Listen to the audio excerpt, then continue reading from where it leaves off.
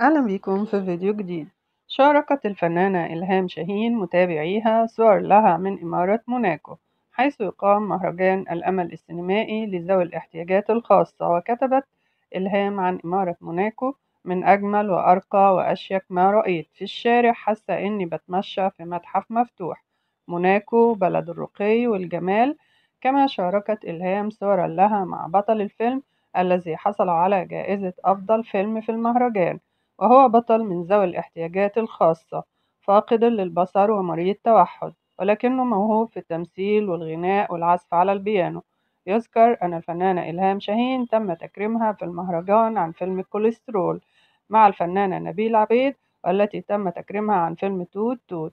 وقد اختتم المهرجان السينمائي الدولي بموناكو لأفلام ذوي الاحتياجات الخاصة بدون احتفالات. لو وصلتوا لحد هنا ما تنسوش لايك للفيديو والاشتراك في القناة، واشوفكم في فيديو جديد.